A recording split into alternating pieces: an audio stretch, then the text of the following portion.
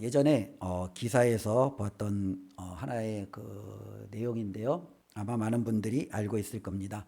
아마 이제 미국에서 조사한 것 중에 하나예요. 가장 아름다운 단어가 무엇일까라고 많은 사람들에게 물어봤는데 압도적인 1위의 단어가 있었습니다. 오늘 어버이 주일이니까요. 그죠? 예, 우리가 누구나 다 알 수 있겠죠. 그 단어는 뭐였습니까? mother라는 어머니라는 단어였습니다. 어쩌면 한국 사람들에게도 아니면 전 세계에 있는 모든 사람들에게도 가장 영향력 있는 단어, 가장 아름다운 단어, 가장 마음을 울리는 단어를 떠올린다고 한다면 아마 많은 사람들이 이 어머니, 엄마라는 단어를 떠올리는데 주저하지 않을 겁니다. 어머니라는 이 단어에는 헌신이라는, 사랑이라는, 그치요? 우리가 정말로 우리를 감싸주는 그 무언가의 의미가 있다라는 것을 우리 모두는 아마도 느낄 수 있을 것 같습니다. 아버지들은 조금 서운할 수 있겠죠. 예, 남자들은 조금 서울 수 있겠어요. 왜 그러면 이 영향력 있는 단어 이는 아버지인가? 아버지라는 단어는 나타나지는 않더라고요. 그런 서운함이 있긴 하겠지만, 그러나 남자인 저도 스스로 아버지, 어머니라는 이 두 단어를 놓고 만일 어떤 단어를 선택하겠냐라고 한다면 어머니라는 이 단어가 훨씬 더 크게 다가옴을 부인할 수는 없습니다. 그래서 우리가 잘 아는 문장이 있잖아요. 여자는 약하나 어머니는 강하다. 예, 그렇죠. 예, 모든 세계의 어머니는요, 강하십니다. 그리고 그 강함으로 어린 자녀들을 품고 세우고 또 온전히 하나님의 뜻 가운데 성장시키시는 아름다운 모습을 우리는 볼 수 있습니다. 신문에서 하나의 기사를 보았는데 저에게 참 많은 뭐랄까요 감동을 준 하나의 기사의 내용이었습니다. 송정림이라는 작가의 책 가운데 참 좋은 당신을 만났습니다라는 그 책에 나와 있는 하나의 뭐랄까요 기사라고 하더라고요. 근데 이제 이 송정림이라는 작가의 그 기사 중에 하나가 뭐냐면 한 선생님이 중학교의 아이들에게 글짓기를 이제 하나를 숙제를 내었습니다. 근데 이제 그 글짓기를 숙제를 받은 아이들 중에 한 명은 휠체어를 타고 다닐 수밖에 없는 장애를 가진 아이였습니다. 그래서 선생님은 그 글짓기의 주제가 뭐냐면 내가 만일 다시 태어난다면 이라는 주제였습니다. 그러면서 그 아이를 딱 바라보면서 아마 이 선생님은 그렇게 생각을 했다고 합니다. 이 아이는 다시 태어난다면 건강한 두 다리를 가지고 아프지 않는 모습으로 태어나기를 꿈꾸는 것을 가지고 글을 기록하지 않을까, 짓지 않을까, 그렇게 나름대로 예상을 했다고 합니다. 그런데 그 아이가 글을 짓고선 이제는 그 글짓기를 제출했는데요. 그것을 보면서 굉장히 깜짝이 놀랐다고 합니다. 그 아이는 글짓기 내가 다시 태어난다면 이렇게 시작을 하고 있습니다. 만일 내가 다시 태어난다면 나는 내 어머니의 어머니로 태어나겠습니다. 라고 시작을 했다고 합니다. 그러면서 그 아이가 지은 이 글의 내용은 다음과 같죠.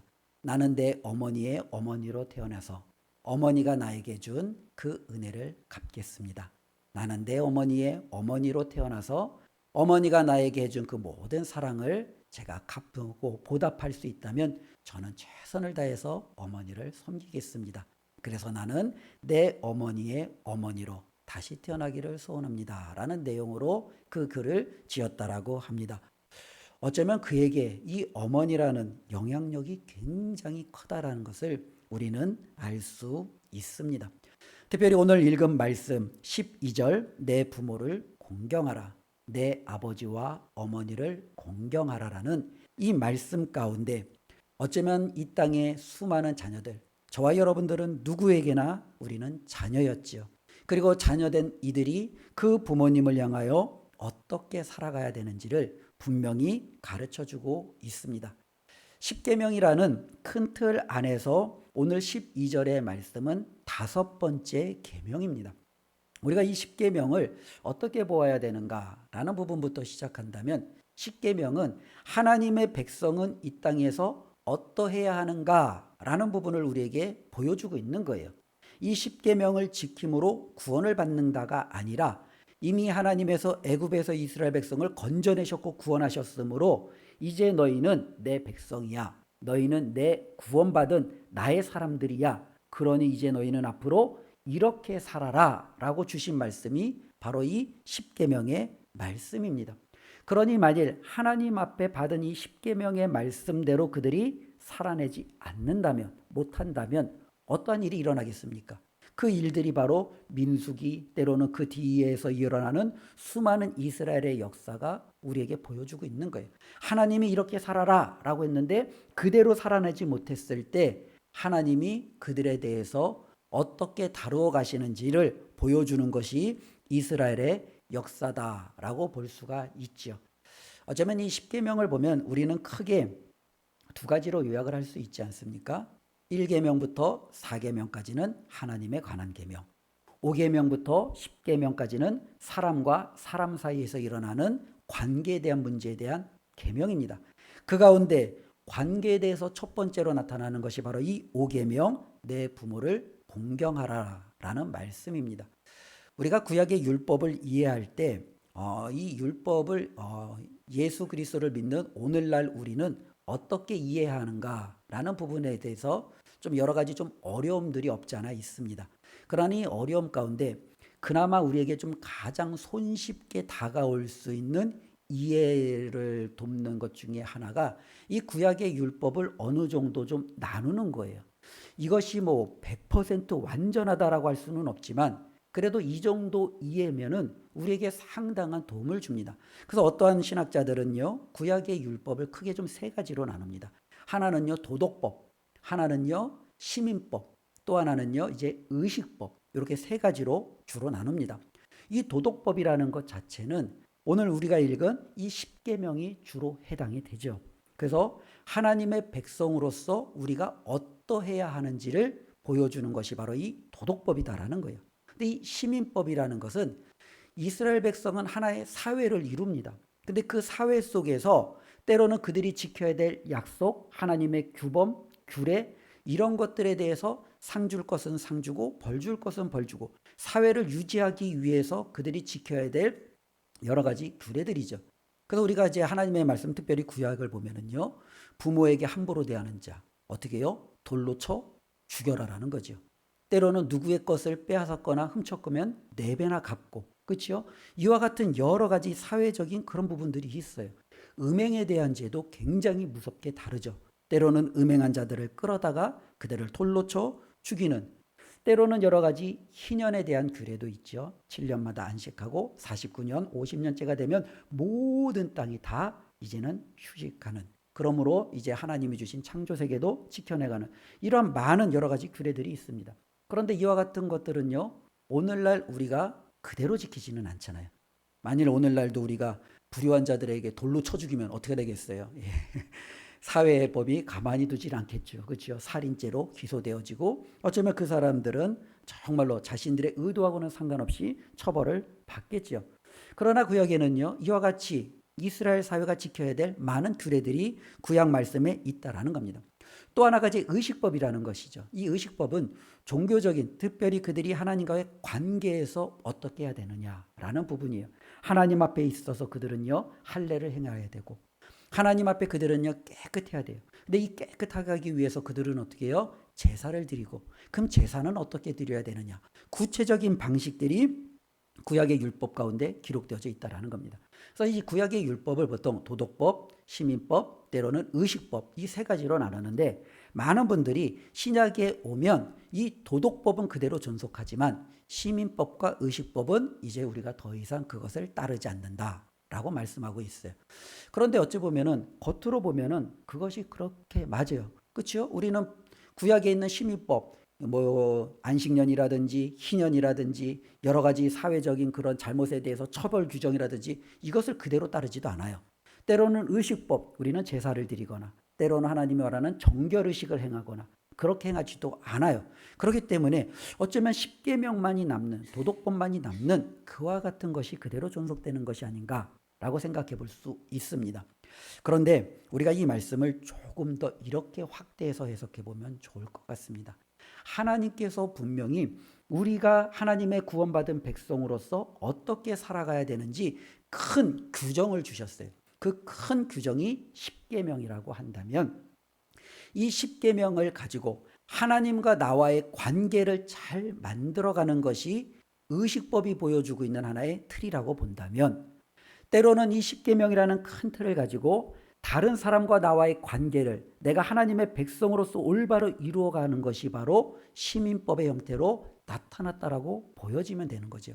그렇다면 오늘날 우리에게도 어쩌면 이 모든 것들은 폐하여진 것이 아니라 하나님이 주신 큰 틀 안에서 여전히 저와 여러분들은 하나님과 나와의 관계를 이 사회 안에서 때로는 이 우리가 살아가는 구조와 환경 속에서 어떻게 만들어가야 될지, 때로는 이와 같은 똑같은 현실 속에서 사람들과의 관계를 우리는 어떻게 세워나가야 될지를 동일하게 고민하고 또 하나님이 주신 그 큰 틀에 어긋나지 않게 만들어가는 것, 이것이 필요하다라는 겁니다. 그래서 예수님께서 마태복음 5장에 우리에게 잘 말씀해 주셨지 않습니까? 나는 율법을 폐하러 온 것이 아니라 그 율법을 어떻게 해요? 완전하게 하려 왔다라고 분명히 말씀해 주고 있습니다. 그러면서 예수님께서 십계명의 몇 가지를 예를 들어 주시는 거예요. 즉 예수님은 십계명을 폐하고 그에 따르는 모든 규정들을 폐하는 것이 아니라 도리어 하나님이 주신 이 십계명을 어떻게 우리가 더 잘 지킬 수 있는지 명확하게 설명해 주심으로 그것을 완성시키러 오셨다라고 분명히 말씀해 주고 있습니다. 그래서 예수님의 완성되어지는 그 율법을 보면 너무너무 놀랍습니다. 구약에는요, 살인하지 말라라고 그랬습니다. 살인은 다른 사람의 육체를 해를 가하여 그의 생명을 빼앗는 거예요. 그런데 예수님께서는요, 살인하지 말라라는 말을 너희가 들었느냐? 나는 너희에게 이르노니, 그러면서 뭐라고 그래요? 누군가에게, 형제에게 화를 내는 것. 이것 자체가 이미 뭐예요? 살인한 거예요. 형제를 향하여 욕하는 거죠. 이 미련한 놈. 이게 바로 뭐예요? 살인한 것이다 라고 말합니다. 그러면서 주님은 말합니다. 만일 너가 누군가와 다투었거나 누군가와 관계가 끊어져 있는 상태에서 예배를 드리러 왔느냐? 그렇다면 먼저 가서 하회해라. 그리고 와서 예배를 드려라. 라고 하며 우리 안에 하나님의 말씀을 어떻게 지켜야 되는지를, 그것이 어떻게 완성해야 되는지를 조금 더 구체적으로 보여주고 있다는 거예요. 또 한편으로 예수님께서는요, 십계명 중에 하나인 간음하지 말라라는 것을 말씀을 예를 들고 있죠. 분명히 우리는 이 간음이라는 것을 결혼한 사람들이 다른 사람에게, 때로는 결혼하기 이전에 이루어지는 수많은 어쩌면은 그런 성적인 행위들을 간음이다라고 규정할지 모르겠습니다. 그런데 예수님의 간음의 규정은요, 훨씬 더 무서워요. 여자를 보고 마음에 음욕을 품으면 이미 그건 뭐예요? 간음한 거예요. 그러면서 주님은 뭐라고 얘기했냐면, 내 눈이 범죄하였느냐? 빼버려라. 내 오른손이 범죄하였느냐? 찍어버려라. 너의 눈을 가지고, 범죄한 손을 가지고 정말로 그 하나님의 무서운 형벌에 들어가는 것보다 차라리 불구의 몸으로 하나님이 기뻐하시는 곳에 들어가는 것이 훨씬 더 축복하다라며 우리에게 말씀해 주고 있죠. 주님께서 가르쳐 주시는 이 하나님의 말씀에 대한 완전함은 어쩌면 구약에 있는 것을 훨씬 더 뛰어넘는다라는 거예요. 예전에 바벨론의 법전을 보면은 이제 우리 학생들은 공부하면서 많이 들었을 겁니다. 함무라비 법전이라고, 그렇죠? 함무라비 법전이 뭐예요? 복수 동태법. 이제 보통 어려운 단어로 그렇게 하는데 뭐냐면 우리가 아는 거죠. 이에는 이로, 눈에는 눈으로. 내가 받은 만큼 갚아줄게. 이게 바로 함무라비 법전이고, 어쩌면은 구약에 있는, 예전에 있는 많은 시대에 끊임없이 동일하게 적용되었던 삶이었어요. 근데 이 말씀이 구약에도 기록되어져 있어요. 구약에도 보면은요, 눈은 눈으로, 이는 이로 갚으라는 하나님의 말씀이 갚아져 있어요.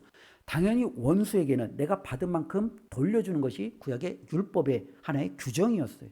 그런데 예수님은 뭐라고 말씀합니까? 너희가 원수를 미워하란 말을, 원수를 갚으라는 말을 들었느냐? 나는 너희에게 이르노니 원수까지도 사랑하라. 너의 원수가 너의 오른뺨을 치거든 왼뺨도 돌려대고, 너는 원수를 위해서 기도해주고 그를 품어줄 줄 알아야 된다라는 주님의 말씀이 우리에게 기록되어지고 있죠. 바로 이것이 우리가 하나님의 말씀을 받는 이제는 삶의 자세라는 거예요. 하나님이 주신 큰 틀은 구약이나 오늘날 저와 여러분들의 삶 속에서는 동일하게 주어집니다. 이 말씀을 내가 가정에서, 내가 공동체 안에서, 사회 안에서, 때로는 수많은 관계 속에서 어떻게 하나님의 말씀을 제대로 실천하며 살아갈까? 우리가 이 예수님의 말씀을 우리가 귀담아 들으며 그것을 적용하는 것, 이것이 필요한 것이죠. 그 가운데 특별히 이 십계명은요, 이웃과의 관계가 5계명부터 10계명이라고 말씀했잖아요. 근데 이 이웃과의 관계, 특별히 이웃을 사랑하는 것 중에 가장 첫 번째가 뭐냐면 부모에 관한 거예요. 즉 많은 사람들이 이웃을 사랑하고 원수를 사랑하고 때로는 우리가 수많은 사람들을 품어야 된다는 것을 알고 있는데 하나님은요, 그것이 가장 가까운 데서부터 출발해야 된다는 거예요. 부모를 사랑하지 못하고 부모를 공경하지 못하고 부모를 향하여 존중하지 못하는 상태에서 다른 누군가를 품고 사랑하는 것은요, 말이 되지 않는 거예요. 가장 중요한 것은 나의 가장 가까운 것에서부터 시작이 되어지는 거죠. 정말로 모든 이들에게 가장 가까운 사람은요, 친구가 아니에요. 부모지요. 그리고 넘어서서는 나의 배우자가 되겠지요. 나의 자녀가 되겠죠. 이제는 내 이웃이 되겠죠. 이제는 내가 정말로 알고 지내는 모든 사람으로 확장이 되어지겠죠.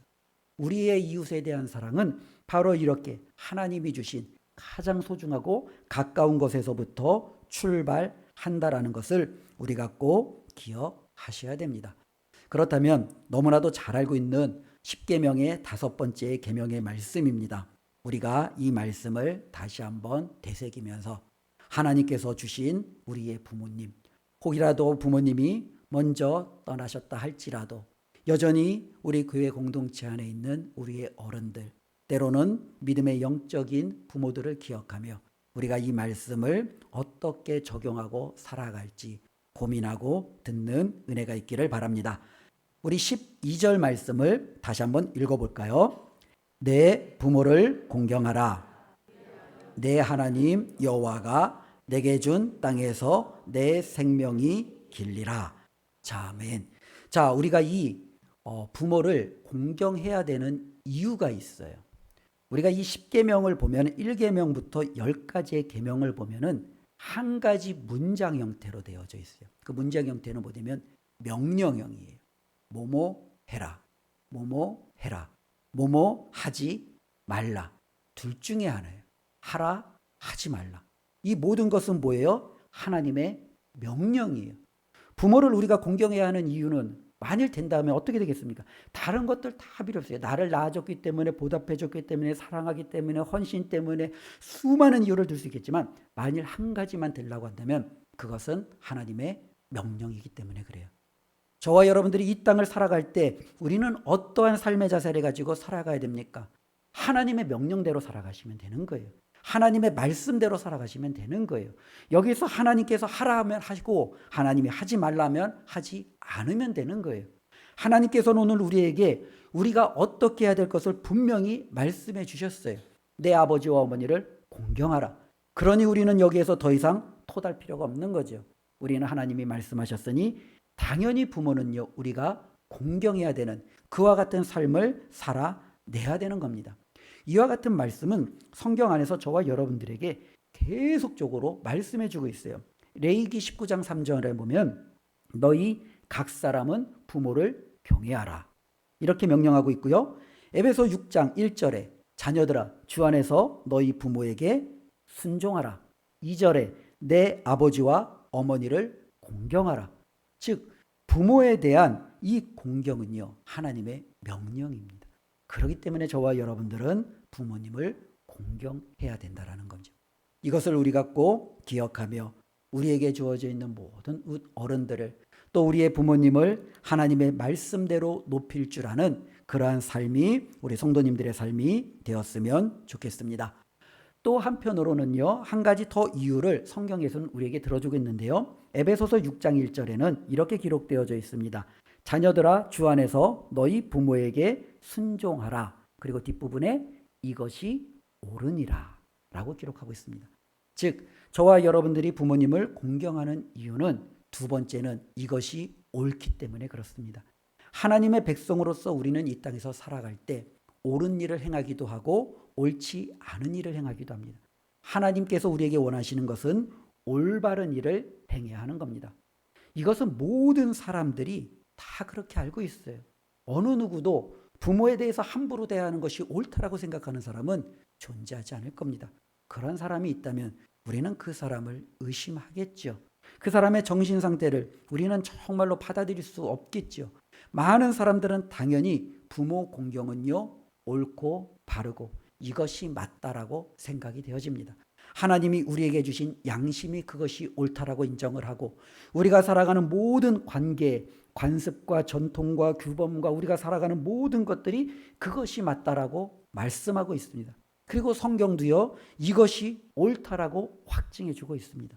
그러니 당연히 부모님을 저와 여러분들이 공경해야 하는 거죠. 이것이 바로 하나님의 자녀들에게 주어지는 놀라운 축복임을 우리가 꼭 기억했으면 좋겠습니다.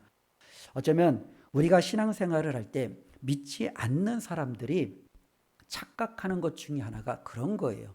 교회에 빠지고 신앙에 빠지면 때로는 사회에서 일반 사람들하고는 좀 잘못된 길로, 즉 마치 광신도의 길로 가는 것처럼 세상 사람들은 오해하고 있다라는 거예요. 교회 가면은 자녀도 내팽개치고 부모도 내팽개치고 남편도 내팽개치고 자신의 어떤 보면 모든 것이 교회만 집중되어 있다라고 세상 사람들은 오해하고 있어요. 그런데 잘못된 거죠. 우리가 하나님의 말씀을 제대로 배우면 하나님의 말씀은 그렇지 않아요. 오히려 부모를 공경하고 자녀를 올바른 대로 양육해 나가고 때로는요 자신의 배우자를 위해서 정말로 목숨을 내어주기까지 사랑할 뿐만 아니라 때로는 최선을 다해서 순종하고 섬겨줄 줄 아는 이와 같은 관계를 하나님은 누구보다도 요청하고 있다라는 거죠. 그러니 우리가 올바른 신앙생활을 하면 부모와 자식 간의 관계, 부부의 관계, 때로는 형제들과의 관계가 어긋날 일이 전혀 있지 않아요. 그런데 우리가 잘못된 신앙생활을 하기 때문에 세상이 오해를 하고 때로는 우리가 어려움을 겪게 되는 거죠. 하나님은 우리가 행할 때 무엇이 옳은지를 가르쳐 주셨어요. 부모님을 순종하는 것은 올바른 일이에요. 바른 일이에요. 그러니 하나님의 백성들은 당연히 그 부모를 공경하며 그 부모에게 순종하며 살아가라고 명령하고 있습니다. 그러니 우리는요 올바른 일을 행할 수 있는 그러한 하나님의 자녀로서 부모를 공경해야 된다라는 이 하나님의 말씀을 있는 그대로 받을 수 있는 줄로 믿습니다. 또 한편으로는요 오늘 12절 말씀 우리가 읽은 대로 그리하며 이라는 어쩌면은 뒤에 덧붙이는 말이 있습니다. 내 부모를 공경하라. 그리하면 어쩌면 이것이 또 하나의 이유가 될 수 있습니다. 특별히 우리가 읽지는 않았지만 13절, 14절, 15절, 16절, 17절 쭉 보면은요 단순해요. 살인하지 마, 간음하지 마, 도둑질하지 마, 거짓말하지 마, 소유를 탐하지 마. 그치요? 끝이에요. 하지 마. 앞에는 해. 끝이에요. 조건이 붙지 않아요. 그런데 우리가 아는 대로 유일하게 5계명은요 조건이 붙어 있는 계명이라는 거예요. 내 부모를 공경하라. 그리고 바로 13절로 넘어갈 수 있는 거죠. 내 부모를 공경하라. 살인하지 말라. 간음하지 말라. 전혀 이상하지 않습니다. 그럼에도 하나님께서는요 12절에 저와 여러분들에게 놀라운 하나의 덧붙이는 조건을 두셨다는 거예요. 이 조건이 바로 뭐예요? 저와 여러분들이 부모를 공경하면 하나님은요 거기에 있어서 저와 여러분들에게 축복해 주시겠다라고 약속하고 있다라는 거예요. 살인하지 않으면 내가 너를 복 줄게. 거짓말하지 않으면 내가 너에게 복 줄게. 도둑질하지 않으면 내가 너에게 복 줄게. 아니에요. 그런데 하나님은 부모에게 공경하면 내가 너를 축복할게. 이렇게 말씀하고 있다라는 거예요. 어쩌면 이 부모 공경은 당연히 해야 되는 거예요. 마땅한 일이에요. 그럼에도 불구하고 이것을 우리가 행하면 하나님께서는 저와 여러분들에게 어떻게 해요? 정말로 생각지도 못한 놀라운 축복을 덤으로 준다는 거죠. 우리가 일하는 사람들에게 있어서 연말에 보면 많은 저는 아직까지 직장을 생활을 행하지 않았기 때문에 그런 어떤 면은 뭐랄까요? 감동을 받지는 못하지만 간혹가다 이제 그런 감동을 받는 사람들이 있잖아요. 연말에 직장인들이 어떨 때 가장 큰 감동을 받나요? 예. 어떨 때 가장 큰 감동? 제가 제 기준 볼 때 제가 볼 때는 인센티브가 갑자기 뜻하지 않게 빵 하고 터질 때, 그렇죠? 막 상여금이 갑자기 400% 1000% 말도 안 되게 갑자기 빵 하고 터질 때 많은 직장인들은 어떻게 하겠습니까? 그래, 이 맛에 직장 생활하는 거지. 당연히 하는 것인데도 생각지도 않은 인센티브가 펑 하고 들어오면 어떻게 해요? 얼마나 기쁨이 큽니까? 어쩌면 이 5계명은 바로 그와 같은 개념이에요. 하나님이 우리에게 부모를 공경하는 것은 당연한 거예요. 그냥 마땅한 거예요. 자녀가 그대로 해야 돼요. 근데 그렇게 했는데 하나님이 정말로 생각지도 않은 엄청난 인센티브를 저와 여러분들에게 펑펑 하고 주는 거죠. 제가 예전에 뭐 저는 직장 생활을 많이 안 했기 때문에 큰 인센티브는 아니지만 작은 인센티브를 기억하는 저에게 뭐랄까요, 기억에 남는 하나의 뭐랄까요, 추억이 하나 있어요. 그 추억은 뭐냐면 제가 21살, 2살 때 저기 아르바이트를 했어요. 그 알바 중에 하나가 뭐냐면 이 노가다예요. 노가다. 이 노가다 알바는 굉장히 좋아요. 하루만 하면 돼요. 예. 그리고 일당이 굉장히 셌어요. 예. 저 때도 제가 그때 당시에 일당이 6만 원인가로 알고 있었거든요. 그러니까 한 30년 전에도 일당이 한 6만 원 정도로 제가 알고 있어요. 그래서 이제 대학생이었겠다. 뭐 시간이 남을 때 또 이제 그 노가다를 이제 하는 거죠. 근데 이 노가다를 이제 그 몇 번을 했는데 제가 기억에 남는 노가다 중에 하나는 지붕에 올라가서 지붕에 그 접착제를 그 바르고 뭐 제 이름을 모르겠어요. 우리 좀 그 빼빠 같이 약간 오돌도돌한 걸로 이렇게 붙이는 거였어요. 그 지붕을요. 그 집 한 단독 주택을 하나를요. 그걸 붙이는 거였어요. 그걸 이제 붙여야지 끝나는 거죠. 근데 이제 보통 이제 이 노가다를 하면은 아침 8시서부터 이제 오후 5시까지가 보통 규정된 시간이에요. 그래서 그 시간에는 무슨 일이 있어도 그냥 꼭 버티고 이제 지켜야 되는 시간이죠. 근데 이제 저희를 데려갔던 그 사장님이 저랑 이제 그 몇 명 이제 알바생 한 3명 정도랑 이제 자기 팀하고 이제 오면서 한 가지 우리에게 제안을 하는 거예요. 일찍 끝나면 일찍 보내주겠다. 라고 제안을 하는 거예요. 저희가 그 이야기를 들었어요. 3명이서 정말로 알바 정말 땀 흘리게 열심히 일했어요. 그 지붕 위에서 정말 열심히 붙였어요. 한 오후 2시가 되니까 그 지붕에 있는 모든 것들이 다 붙여졌어요. 그 사장님이 정말로 와서 일당을 주면서 저희들을 바로 그냥 보내주신 거예요. 야, 저에게는요, 그것이 너무너무 큰, 어떻게 보면은 인센티브였어요. 5시까지 버텨야 되는데, 야, 2시까지만 해도 일당 6만 원을 하나도 빼지 않고 다 주는구나. 야, 이런 알바 있으면, 야, 매일 왔으면 했으면 좋겠다. 하루에 뭐야, 한 5시간만 일하면 되는 거잖아요. 8시에 와서 일을 열심히 하다가 점심 1시간 먹고, 또 이제 또 열심히 일하고, 야, 이런 사장님만 만나면 정말로 내가 열심히 일할 텐데, 그런 생각이 좀 들었죠. 마땅히 내가 해야 하고 그 해당하는 것에 당연한 대가를 받는데 뜻하지 않게 시간이라는 나에게 주어진 그 오후라는 그 놀라운 것이 주어졌을 때 저는 그것이 되게 큰 기쁨이었어요. 어쩌면 부모에 대한 공경은 하나님이 저와 여러분들에게 주시는 이와 같은 큰 상급이라는 거예요. 우리에게 주어진 그 부모님을 우리가 섬기고 순종하고 궁경하고 이것이 당연하고 마땅한데 하나님은요, 어떤 복을 주세요? 어쩌면 이 복은요, 저와 여러분들에게 주어지는 복은 모든 사람이 바라는 복이에요. 12절 우리 다시 한번 읽어볼까요? 내 부모를 공경하라.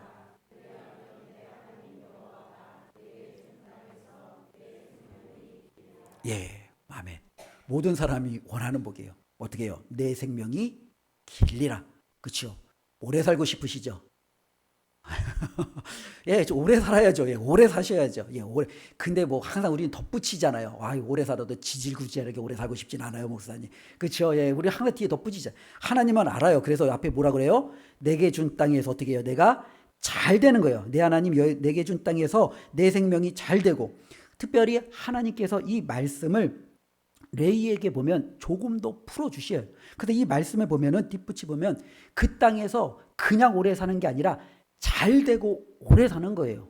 그러니까 이 잘 된다는 것은 모든 것이 포함되겠죠. 건강이 좋고 재정적으로도 넉넉하고 우리가 원하는 것도 잘 풀리고 그러니까 이 모든 것들이 되어주는 거예요. 그러니까 이 땅에서 성공하고 싶으면 우리가 어떻게 하면 됩니까? 부모를 공경하시면 되는 거예요. 이건 하나님이 주신 약속이라는 거예요. 그런데 재미있는 사실은요, 이렇게 잘 되는 것은 또한 부모가 자녀들에게 바라는 기도 제목이기도 해요. 많은 부모들은 내 자녀가 이 땅에서 잘 되기를 원하죠. 많은 부모들은요, 내 자녀가 이 땅에서 오래 살기를 원하죠. 어쩌면 이것은요, 서로가 윈윈 하는 거죠. 자녀도 승리하고 부모도 승리하는 길이에요. 내가 부모를 공경했더니 부모가 공경받고 부모가 공경받으로서 기쁨은 그 기쁨이 자녀가 잘됨으로 하나님이 갚아줌으로 이 부모는 더 큰 은혜를 누리고 어쩌면 이것은 부모와 자녀에게 주시는 하나님의 축복의 장치이자 열쇠이죠. 이것을 우리가 기억하며 우리 은강의 모든 가족들은 하나님이 허락하신 우리의 부모님을 온전히 공경할 줄 아는 그러한 은혜가 있기를 주님의 이름으로 축원을 드립니다. 그러면 우리가 조금 더 기억할 것은 부모를 어떻게 공경할 것인가 라는 부분이에요. 특별히 이 공경하다라는 단어를 제가 한번 찾아봤어요. 이 공경하다라는 이 단어는 무겁다라는 뜻이에요. 무겁다. 근데 이 무겁다라는 것이 어떻게 공경하라. 또 나중에는 이 무겁다라는 단어가 존중히 여겨라. 이렇게 번역을 되기도 해요. 그러니까 성경에 보면은 이 단어는 때로는 무겁게 여기고 때로는 공경하고 때로는 존중히 여기는 이와 같은 단어로 해석이 되어지는 거예요. 즉 부모를 어쩌면 우리는 무겁게 여기지 않는 경우들이 종종 있어요. 무겁게 여기지 않을 때 우리는 그걸 뭐라고 얘기죠? 경히 여기다, 가볍게 여기다, 함부로 대하다. 우리는 그렇게 뜻하잖아요. 특별히 많은 이들이 때로는 가장 가까운 사람들에게 함부로 대하는 경우들이 없지 않아 종종 있어요. 너무 잘 알기 때문에, 친하기 때문에, 너무 가깝기 때문에 나도 모르게 함부로 대하는 경우가 많이 있어요. 때로는 교회 안에도 그래요. 교회 안에도 보면 어느 정도 이렇게 거리가 있으면 함부로 대하지를 못해요. 근데 너무 가까워. 그냥 알면서 지내온 언니, 오빠, 때로는 누나, 그냥 형, 동생이야. 그러다 보면 나도 모르게 그분이 장로님인지도 있고 그분이 정말로 때로는 권사님인지도 있고 나도 모르게 함부로 대하는 경우들이 있어요. 왜? 너무 편하기 때문에. 어쩌면 부모님에 대한 자녀들은요, 훨씬 더 이것이 클 수가 있어요. 나도 모르게 부모를 무시할 수 있고 부모에게 정말로 인정하지 않는 그와 같은 마음가짐으로 말 한마디를 툭툭 내뱉을 수도 있지요. 그러나 하나님은요, 부모를 향하여 저와 여러분들은요, 어떻게 해요? 무겁게, 존중이, 때로는 공경할 줄 아는 마음으로 그 부모를 대하라는 거예요. 그래서 성경은요, 특별히 이 부모님을 향하여 또한 어떤 단어를 쓰면 내 부모를 경외하라 라는 단어를 써요. 이 경외라는 단어는 누구에게 쓰는 단어예요? 하나님께 쓰여지는 단어예요. 그렇죠? 우리는 하나님을 경외해요. 하나님을 두려워할 줄 알아야 돼요. 그런데 하나님은요, 부모에게는 하나님과 버금가는 위치에까지 어쩌면 올려주신 거예요. 우리가 다른 사람을 경외하는 이러한 단어를 하나님께서 말씀하시진 않아요. 그러나 내 부모를 경외하고 내 부모를 두려워하고. 왜? 정말로 하나님께서 우리에게 주신 이 육신의 부모는 하나님의 그와 같은 모든 뜻을 하나님을 대리하여 저와 여러분들을 위해서 보냄받은 하나님의 사람이기 때문에 그렇습니다. 그러니 부모를 공경하고 부모를 무겁게 여기고 존중히 여기고 그 부모를 경외하고 두려워할 줄 아는 것, 이 모든 것이 바로 부모의 공경의 시발점임을 우리가 잊지 않고 살아갔으면 좋겠습니다. 두 번째로 부모를 공경한다라는 것은 에베소서에서 말씀하신 것처럼 자녀들은 부모에게 순종해야 되는 거예요. 순종. 이 순종이라는 것이 어려워요. 왜냐하면 이 순종이라는 것 자체가 의견이 일치하면 순종하기가 괜찮아요. 그리고 때로는 저 사람이 나보다 뛰어나. 그러면 우리는 따라가기가 쉬워요. 그런데 저 사람보다 내가 더 옳은 것 같은데, 내가 더 맞는 것 같은데, 이런 의견이 일치가 되지 않으면 순종하기가 굉장히 어려워요. 특별히 부모에게 있어서는요, 어쩌면 더 많이죠. 젊은이들은 무수한 정보와 무수한 많은 환경 속에서 부모님들보다 훨씬 더 많은 것들을 알고 접해요.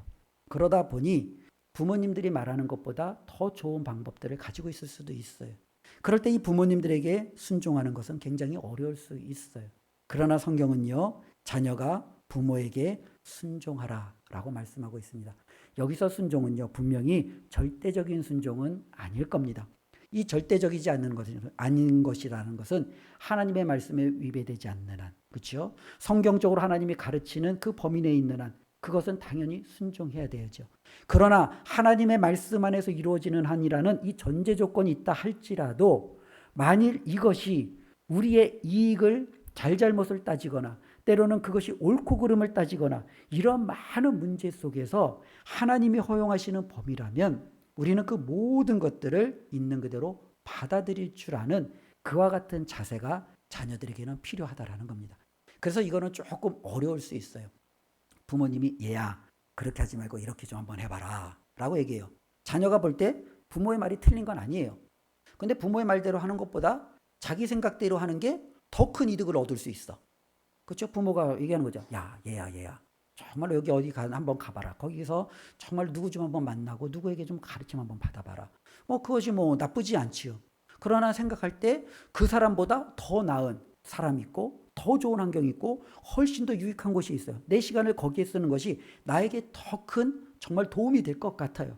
이러한 상황 속에서 당연히 많은 이들이 부모의 말씀보다는 자기 의견을 따르기 쉽겠죠. 그런데 성경은요, 그런 경우에 부모에게 한번 순종해 보라는 거예요. 부모에게 순종할 때 뜻하지 않는 하나님의 아까 말씀하신 땅에서 잘되고 저와 여러분들이 정말로 생명이 길어지는 놀라운 복을 하나님께서 우리에게 약속해 두셨다라는 거예요. 만일 내가 나의 판단에 따라 이것을 추구한다면 내가 원하는 대가는 얻을 수는 있겠죠. 조금의 유익은 더 얻을 수는 있겠죠. 그러나 하나님이 약속하신 잘되고 길어지는 놀라운 그 축복은 우리에게 주어지지는 않는다라는 거예요. 그러니 많은 이들이 정말로 부모님에게 순종하는 것, 이것이 바로 부모님을 공경하는 것이다라는 것을 기억하시고, 또 하나는 이 순종이라는 것이 들어올 때는요, 이 순종이라는 것은 이런 것이에요. 우리가 자꾸 이 순종, 복종 그러면은 끊임없이 이것이 내가 저 사람보다 낫고 때로는 저 사람이 나의 신분보다 높고 그러니 당연히 이 부분에서 내가 손해보는 게 훨씬 커. 그래서 이 순종이라는 단어가 딱 들어오면 많은 사람들이 이것을 뭐랄까요 좀 별로 이렇게 좋아하는 단어는 아니에요. 그렇죠? 예전에도 말씀드렸잖아요.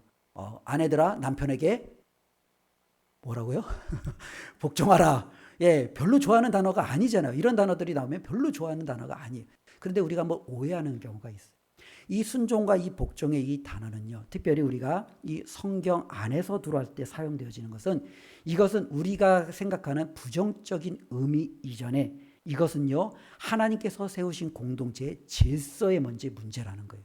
즉, 하나님께서는 공동체를 세웠을 때 이 공동체가 그냥 사공 없이 아무데나 가기를 원치 않아요. 하나님은 이 공동체가 하나님의 뜻 가운데 질서대로 흘러가기를 하나님은 원하세요. 그래서 가정 안에 남편을 머리도 두신 거예요. 교회 안에 하나님이 장로들을 세워주시는 거예요. 때로는요 정말로 가정 안에 부모님을 두시는 거예요. 이와 같은 질서를 통해서 이 가정과 교회와 때로는 무수한 것들이 정말로 사람들이 각기 소견대로 옳은 대로 가는 게 아니라 하나님이 세워주신 그 질서에 따라 맞게끔 가게 하는 것이 하나님이 주신 거죠. 그러니까 이 부모에 대한 순종은 하나님이 주신 그 질서에 대한 순종이에요. 근데 여기서 기억해야 될 것은 내가 순종했다고 그러면 나는 나느냐? 아니라는 거예요. 왜냐하면 예수님을 보면 우리가 알아요. 예수님은 하나님 앞에 순종하셨어요. 어떻게까지 순종하셨어요? 죽기까지 순종하셨어요. 예수님이 높아요? 하나님이 높아요? 누가 높아요? 동등하신 분이시잖아요. 그렇죠? 예수님이 곧 하나님이세요. 그럼에도 불구하고 예수님이 하나님께 죽기까지 복종하셨어요. 예수님이 낮아요? 아니라는 거예요. 성경에서 말하는 모든 순종과 복종의 개념은 우리가 생각하는 사회의 그런 통념하고는 다른 차원이에요. 단지 하나님은 이것을 세워주심으로 그 공동체를 더욱더 축복하시기 위해서, 더욱더 온전히 세워가시기 위해서 주시는 아름다운 질서라는 거예요. 그러니 우리가 부모에게 순종할 때 그 가정은 하나님이 주시는 아름다운 질서로 온전하게 세워질 줄로 믿습니다. 세 번째로 성경은요, 부모 공경을요, 부모를 기쁘게 해드려야 된다라고 말씀하고 있습니다. 저는 가끔가다 제 큰 딸아이가 저희 앞에서 막 팬티만 입고 춤출 때가 있어요. 예, 가끔가다 막 춤출 때가 있어요. 깜짝깜짝 놀라지만 너무너무 기쁘고 좋아요. 왜냐면은 이 녀석이 기분이 좋을 때는 그렇게 막 춤을 추는 거예요. 막 신나게. 그러면서 여러 가지 많은 것들을 보여주면서 따라 해봐라 하면서 저를 끌어안고 같이 춤도 추고 하는데 얼마나 기쁜지 모릅니까? 저에게는 언제나 그냥 사랑스러운 아주 딸이고 너무나도 기쁜 자녀예요. 그러면서 그것을 바라보면서 제 마음에 참 기쁨이 되고 내가 어떻게 이 아이에게 더 잘해줄까? 더 많이 내가 정말 베풀어줄까? 이런 생각들이 끊임없이 생각이 나는 경우들이 참 많아요. 어쩌면 우리가 부모님을 기쁘게 해드리는 것은 다양한 모습이 있을 거예요.